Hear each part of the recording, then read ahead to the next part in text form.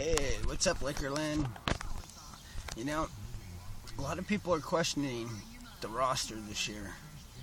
A lot of the free agency moves. And a lot of people aren't understanding exactly what it is the Lakers are doing this year. Now, many of us are excited about LeBron James coming to LA. I mean, when you're thinking about the best basketball player on the planet, he typically belongs in the best basketball city on the planet, in the best franchise on the planet. So LeBron is a Laker. But a lot of people are questioning the parts around LeBron on whether or not they can win. So here's what I'm saying. First thing is your point guard position. Lonzo and Rondo, and probably Caruso. Now, what do we know from this? First, we know that Lonzo doesn't need to play 30-plus minutes a game. We know that he's going to be a lot fresher. He's not going to be potentially as hurt. He's getting a surgery done, so he should be up to 100% by the time the season starts.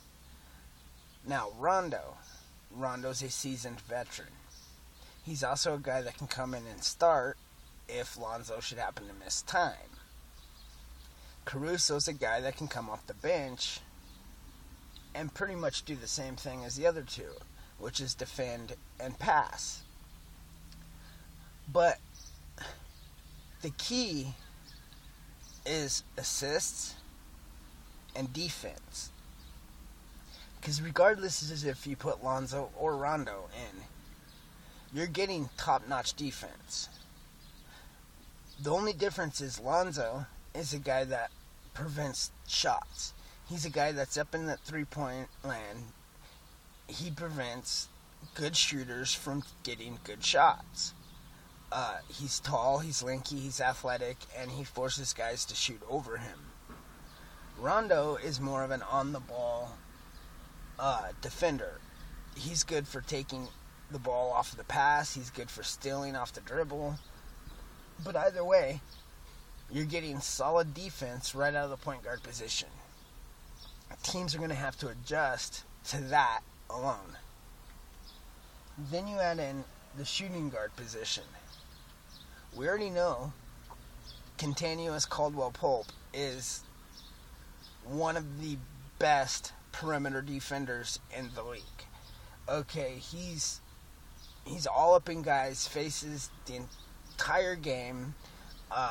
He knows how to defend. He's off the ball. He's on the ball. He's a solid defender. And Hart, his backup, is right behind him. So right out of the bat, we have two extremely talented defenders at shooting guard. Now, that right there means roughly 48 minutes of solid defense out of the guard spot. Then you go to the forwards. Brandon Ingram, long and lengthy. Lance Stevenson, long and lengthy. Ingram's becoming a better defender. Stevenson's an all-up-in-your-face, nasty, gritty, tough defender.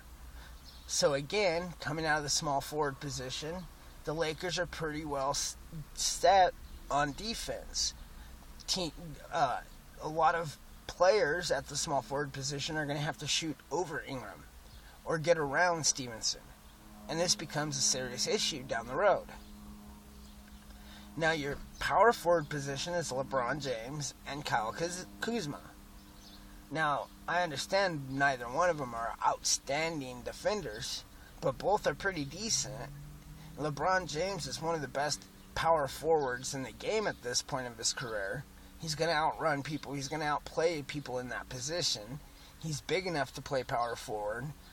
And Kyle, he's just a gritty guy. He gets rebounds. He's all up in your face defensively. Here's your defensive lineup right there. And then you add McGee in with Zubac and Wagner, whatever, the rookie. Suddenly you have an extremely defensive unit. This means teams that are accustomed to scoring a lot of points are going to have trouble scoring points. Now, offensively, people are worried about how they're going to make all the passers work. Okay, well, keep this in mind. Lonzo Ball is a guy that's going to get 12 to 13 assists a game. Rondo is going to come out and get 7 to 8 assists coming off the bench.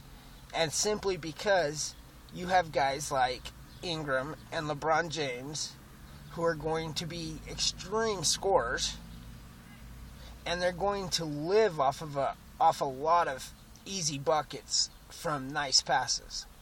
Then you got McGee in the paint, who's going to get rebounds. He's going to play cleanup. Simply put, he's playing cleanup. So, roughly saying, it's not out of the question for the Lakers to expect 10 to 11 points out of Lonzo. And I expect a lot of his points to actually come from the three-point line. Because LeBron is good at getting in the paint and doing these bounce, skip, pass type things to open shooters. I believe Lonzo's shot is going to be way better this year. And I believe there's also Pope back there, KCP, who's a pretty good shooter too, if open. Ingram's getting better at shooting. This is a team that could surprise a few people. Now, some people have them ranked as high as 3rd in the West, and some people have them as far as 8th. Personally, I think they're around the 2nd best team in the league right now. I think the reason being is because a lot of teams know they're not the Warriors. But everybody's trying to be the Warriors. Instead, the Lakers are trying to beat the Warriors. They're trying to get the defensive talent in there to prevent the Warriors from really scoring a lot of points, to just bully them, to make them into bad shots. And then they're going to thrive off the transition. You can't put Brandon Ingram, LeBron James, Lonzo Ball, Rajon Rondo all on the same team together and not expect record number of assists, which will translate to a lot of points.